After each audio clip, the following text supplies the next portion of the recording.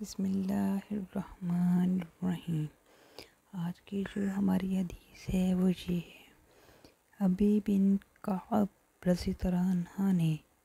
اللہ عز و جل کے فرمان کے مطابق فرمان ہے، جب آپ کے رب نے بنی آدم سے ان کی پشت سے ان کی نسل کو نکالا، اس کے بارے میں تفصیل میں فرمایا ہے، اس نے ان کو جمع کیا تو ان کی مختلف اصناف بنا دی، پھر ان کی تصویر کشی کی، انہیں بولنے کو کہا تو انہوں نے کلام کیا، پھر ان سے عہد و میثاق لیا، انہیں ان کی جانوں پر گواہ بنایا، کیا میں تمہارا رب نہیں ہوں؟ انہوں نے کہا کیوں نہیں؟ پھر اللہ تعالیٰ نے فرمایا،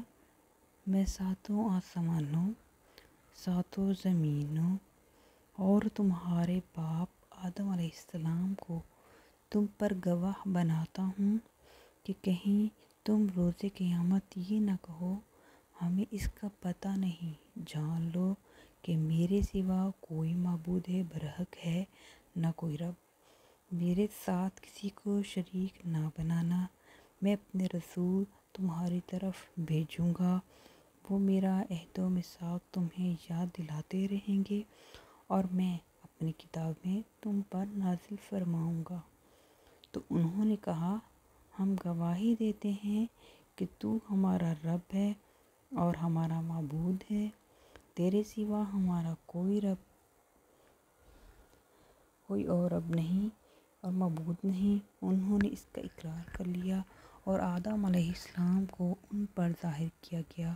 وہ انہیں دیکھنے لگے تو انہوں نے غنی و فقیر و بصورت و بدصورت کو دیکھا تو عرض کیا، پروردگار تو نے اپنے بندوں میں مساوات کیوں نہیں کی؟ اللہ تعالیٰ نے فرمایا، میں پسند کرتا ہوں کہ میرا شکر کیا جائے،